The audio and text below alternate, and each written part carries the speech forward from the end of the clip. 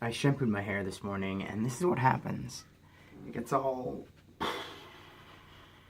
Okay, what are we going to talk about today? It's a very good question. Let's talk about relationships, because, you know, I just kind of paced around the house and dug through my train of thought, and am overthinking this video. Let's just dive right into it. Let's start with honesty.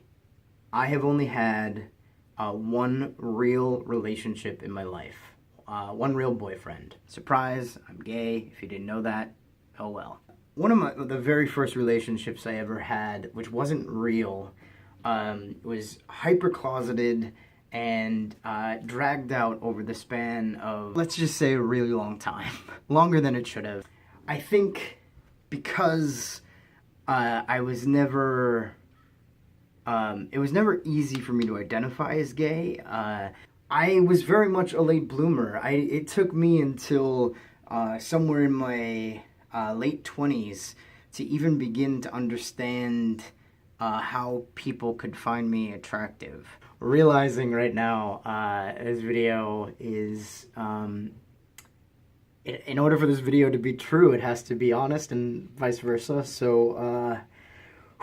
So it took me a long time to get to that place where I could even remotely entertain the idea that I was attracted to someone and they were attracted to me too. So now that I'm in my late 30s, I'm recognizing that, like, there are almost everyone in my life doesn't know me in a relationship. Everybody knows me as a single person.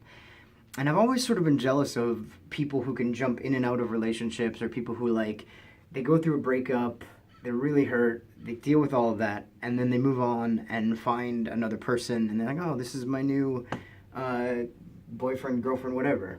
It's never been that easy for me to even find one person. It's always been like a process just to find a connection or a conversation. Also realized that I think a lot of people think that I'm just hiding relationships. I don't know, like, I have a feeling that, like, for a while, and maybe even currently, that my parents think that I'm just living some kind of secret life or have a secret relationship that I'm not talking about. It's not true. If I was in a relationship, I would have no problem communicating that and sharing that and being open and honest about that, because I really don't feel like I have anything to hide. But it's difficult when you go through things late, when you're experiencing things later in life. I've definitely several times in recent memory said, like, oh, I'm just making up for my things I didn't do in my 20s, or, you know, and I somewhat say that as a joke, but it's kind of true that I didn't really have a period in my life where I allowed myself to date or figure out things about myself. I kind of figured them out in a lot of alone time. I have been single for the majority of my life, and there have been several instances where I got close enough to someone that I thought, like, you know, this has potential, and right at that moment is when things kind of tend to fall apart. And maybe it is because I don't have the experience. Timing is a huge thing, and when you don't have the experience that someone else has, or you bring different baggage, or, you know, someone's expecting you to be ready in a certain way that you're not, or you're expecting someone to be ready in a way that they're not, and so, like, you start dating someone and, like, there's so much of it that works, but there are also pieces that don't work. I think part of my problem now too is that I'm at an age where, like, I'm seriously worried that I'm wasting time. So when I start talking to somebody and I'm trying to get to know someone, if it's not there sort of immediately, if there's not an instant connection, then I fear that it's just going to be a waste of time, and I don't have much of that left. But the other side of that is that instead of just diving into it and having a relationship and dating somebody and trying to see, like, maybe it's not a waste of time, you know, it works both ways, where either you jump into it and you waste time dating and getting to know someone that's not going to work, or you're cutting it short because you're afraid it's not going to work, and then either way, you end up here. I have several friends who are still single, so I know like I'm not I'm not completely crazy or alone. I don't find myself pining for a relationship that often, but there are times where I feel like, man, like there are certain aspects of life that it would just be easier, you know, if you had that person to come back to or talk to at night or send stupid texts to you. But then being single also has its perks because it's like, man, I don't gotta worry about anybody else's baggage or drama right now. But then, like, I also feel this is actually gonna turn into a video that's more about my age than it is about relationships, isn't it? There is an element of like, I feel like at this age, I thought I would have a lot more figured out and a lot more kind of I don't want to say going for me because very comfortable. I'm finally comfortable in LA. My life here is a life, if nothing else. I don't know what that means. It's a good. I'm having a great time here in LA, and I have a great circle of friends here. So no bones to pick there. It obviously just sometimes it would be nice to share that with somebody else. I've never been the type of person who just kind of throws myself at someone and is like, oh, okay, like let's make something work here. If it's not going to work, it's not going to work, you know? I think we all have examples in our lives of people we know, relationships we know that we're kind of doomed from the start, or relationships that aren't healthy and we don't really fully understand, you know, why our friends are in them or why people we know put themselves through that.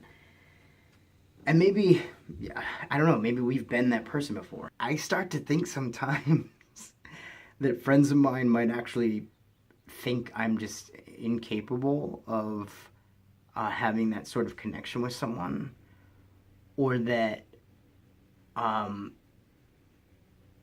I don't know. I get in my head a lot about what other people perceive. I mean, not enough that I'm like stuck in my head about it and like sitting at home at night being like, man, I wonder what these people think of me. But I have moments where I'm like, man, you know, it would be great to show up at a function with a partner in crime, with someone I can be like, hey, you know, here they are, finally, person. I really thought I was going to have more to say on this topic, but it feels very simple to me that either I connect with someone or I don't. One of the things, the scary things that I recognized is it can be hard to move on to other relationships if they don't meet certain standards and expectations. I have dated some very great dudes, and I have the one solid relationship I had was exceptionally good, and you don't ever want to compare. You don't ever want to move in to a new relationship comparing that person to someone they don't even know, and that can be hard, I guess, for some people. For some people, it's not hard to just move in and out of intimacies, but it can be difficult looking back at things and be like, man, like that relationship or that series of dates, or you know, that connection with that person was so good in so many ways. Like, how do I find that? Like, how do I adjust the caliber of my expectations in a way that like allows for new experiences and meeting new people, as well as growing and not necessarily just looking for the same thing I had prior? Am I making any sense? It's hard to tell because, again, I'm standing in my room talking to myself. I think the point of this video is me just saying, I think I'm still at a place in my life where I'm honestly making up for time I lost in my teens and 20s. And not even necessarily that it was being in the closet as much as it was trying to find a comfortable way to live in this skin and allow other people to accept me for who I was. That's all. I think I'm just gonna cap it there. I feel like I just did one of those video testimonials for a dating site where it's like, you should date me because I don't know.